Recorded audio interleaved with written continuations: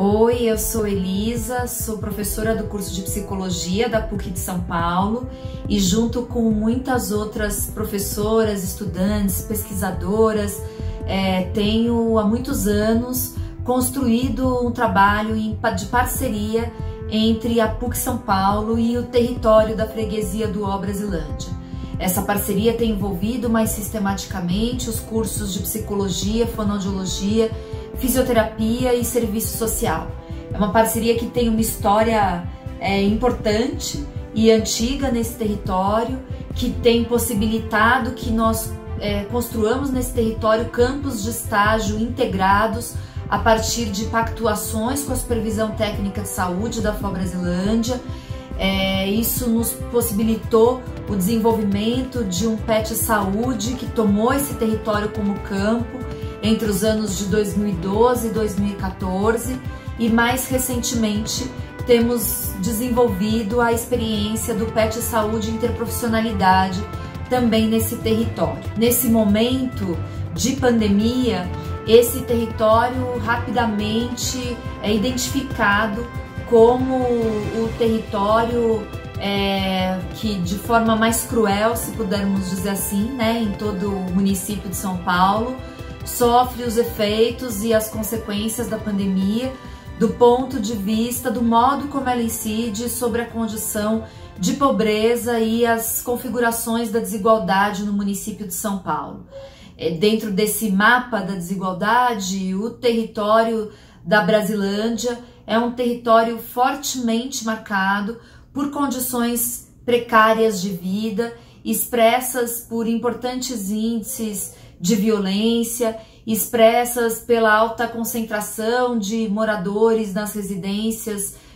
desse distrito. E diante disso, nós reconhecemos que mais do que nunca era importante a universidade, a partir da sua parceria, seguir junto produzindo ações, seguir junto construindo apoio ao serviço, seguir junto pactuando formas da universidade, estar presente no território da maneira possível, considerando as reconfigurações que tivemos na universidade, nesse momento, mas atendendo às necessidades de articulação de rede, de organização de rede, de fortalecimento de rede para a proteção da população do território.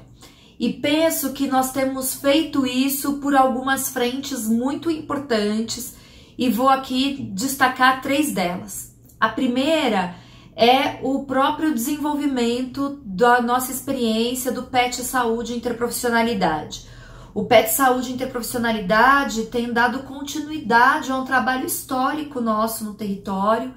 que é um trabalho que busca responder às fortes demandas, importantes demandas de saúde mental nesse território, resultantes muitas delas, evidentemente, das condições de vida nesse território. E a partir dessa demanda e de um trabalho histórico que temos feito em relação a esse tema, nós começamos a implementar uma estratégia no território, uma estratégia desenvolvida inicialmente pelo Canadá, adaptada ao Brasil e hoje construída a partir de uma articulação entre diferentes países, da qual nós fazemos parte como PUC São Paulo, em parceria com o território FO Brasilândia, que é a gestão autônoma da medicação. E temos então desenvolvido pelo PET Saúde Interprofissionalidade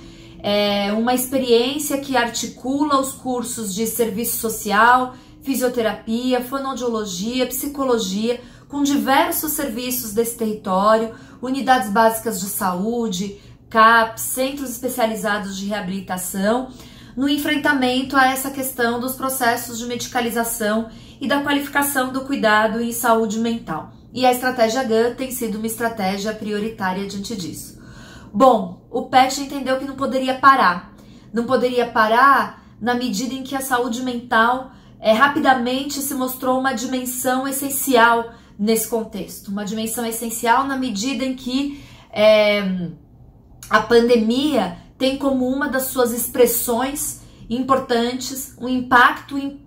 significativo na saúde mental e, sobretudo, a crise que acompanha a pandemia no Brasil. Vivemos um momento de importante crise social, política no nosso país, e isso incide de diferentes maneiras, sob formas de sofrimento à população. Nós temos mantido coletivos online envolvendo apoio, rodas de apoio a trabalhadores para o cuidado em saúde mental, envolvendo também uma manutenção das grupalidades constituídas com os usuários como formas de cuidado em saúde mental nesse momento, construído materiais que possam servir de subsídio às equipes ou que possam, num certo sentido, ser distribuídos, ser uma referência para o trabalho com os usuários. Então temos um esforço nesse momento de produção de materiais de referência sobre uso racional da medicação, que se torna um instrumento muito importante de diálogo e de trabalho com os usuários, no cuidado aos usuários desse território. Essa experiência vem sendo então sustentada por encontros contínuos entre trabalhadores, estudantes da universidade, professores da universidade, que acontecem de forma remota, mas que contam com o trabalho especial das equipes que, da linha de frente, seguem nos serviços, seguem redesenhando fluxos e modos de trabalho para atender a população. Acredito que a atuação da PUC aqui no território ela é muito importante porque traz uma contribuição para nós e nos capacitarmos para atender a esse usuário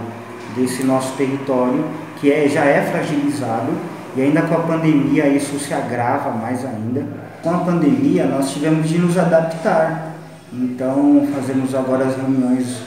virtualmente e isso é importante porque conta a participação das pessoas, dos trabalhadores, dos que estão envolvidos no PET, isso é fundamental para nós, assim, para que a gente continue exercitando o GAN, continue fazendo esse movimento, porque quando terminar a pandemia, nós vamos alcançar a população. Então nós estaremos mais preparados. O nosso trabalho na UBS, o cotidiano é atendimento de consulta, vínculo com o paciente, você cumprimenta, dá a mão, dá um abraço, né? Geralmente é assim o nosso dia a dia. De repente, falar que você tem que se treinar para entubar, para dar oxigênio, pessoas graves morrendo pelas ruas, chamar a ambulância, usar equipamentos de proteção, corpo inteiro coberto, não chegar mais perto de ninguém. Isso daí é uma realidade que a gente está vivendo hoje em dia que afeta muito, muito, muito. Sem dúvida vai deixar muita sequela, tanto entre a população, claro, e entre os profissionais que a gente trabalha na saúde também. Os frequentadores aqui da UBS, os nossos usuários, estão já há algum tempo sem os grupos. E estão em casa. Isso vai